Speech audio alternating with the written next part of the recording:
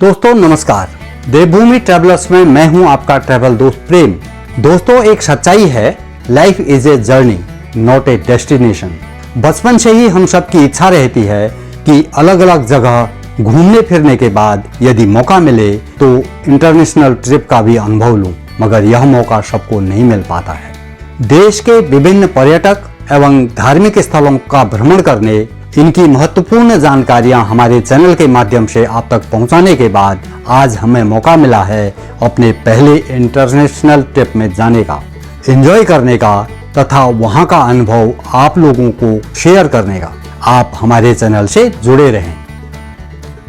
आज हम उस परमपिता परमेश्वर के शुक्रगुजार हैं जब हमारे माता पिता के आशीर्वाद एवं विदेश में सेटल्ड हमारे बेटे व बहू रानी की बदौलत हमारा पासपोर्ट, वीजा और एयर टिकट हमारे हाथों में है और 7 समुंदर पार कनाडा के पहले अंतर्राष्ट्रीय ट्रिप पर जाने की खबर हमारे लिए किसी सपने का सच होने से कम नहीं। काफी दिनों के इंतजार एवं उत्सुकताओं के साथ आज वह दिन भी आ गया है जब हम अपने पहले इंटरनेशनल ट्रिप पर निकलेंगे और हवा में बातें करेंगे। यात्रा प्रारंभ करने से पहले सुखमय जर्नी के लिए सर्वप्रथम अपने इष्ट देवों को शीश झुकाते हैं, दिल्ली में अपने बच्चों के साथ एक यादगार क्लिक लेते हैं और घर से निकल पड़ते हैं दिल्ली इंदिरा गांधी इंटरनेशनल एयरपोर्ट के लिए।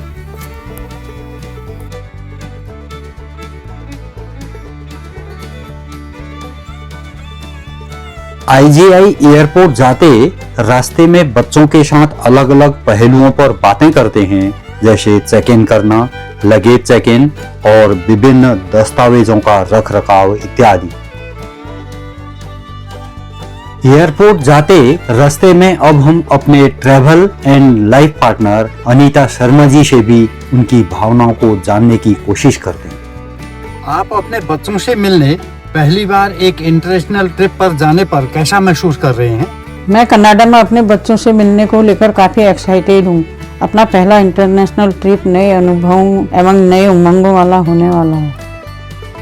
अब हम IGI airport terminal 3 gate number 2 पहुंच चुके हैं, जहां पर लोगों की काफी आवाजाही लगी हुई है। दिल्ली एयरपोर्ट पर हमारी अपने एक जानने वालों से भी मुलाकात हो जाती है जो हमारी ही फ्लाइट में जा रहे हैं। अब हम अपना लगेज गाड़ी से निकालकर ट्रॉली में रख लेते हैं और एंट्री लेने से पहले अपने बच्चों से विदाई लेते हैं।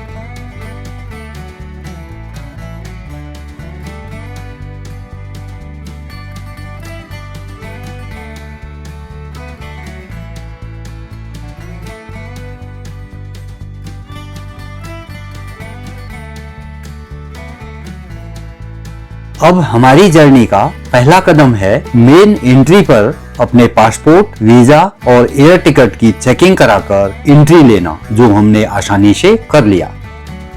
हमारा अगला कदम था अपने लगेज वाले सूटकेस को चेक इन कराकर सौंप देना, जो हमें केवल कनाडा एयरपोर्ट पर लैंडिंग के बाद मिलेंगे। इसके बाद अपने साथ ले जाने वाले हर एक सामान की स्कैनिंग कर हम वेटिंग लॉन्ज में प्रवेश कर जाते हैं।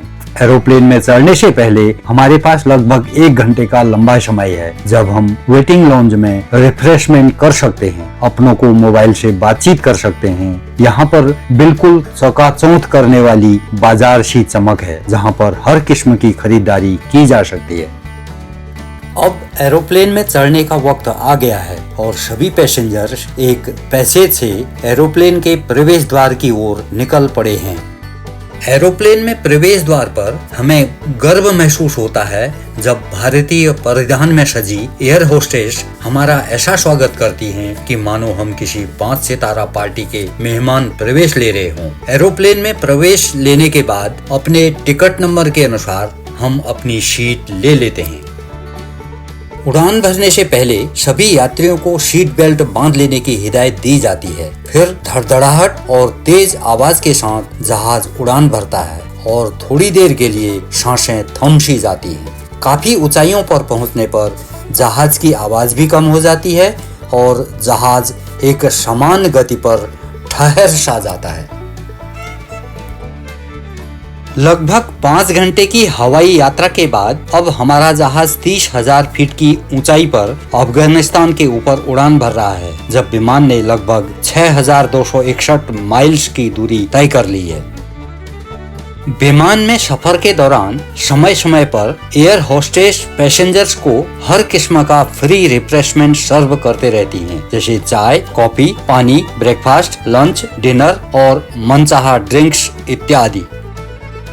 16 घंटे की नॉन स्टॉप लंबी हवाई यात्रा के बाद अब हमारा एरोप्लेन यूरोप के उत्तर में नॉर्वेन सी के ऊपर उड़ान भर रहा है, जब अधिकतर पैसेंजर गहरी नींद में हैं। अब हमारा एरोप्लेन टोरंटो एयरपोर्ट के नजदीक उड़ान पर है।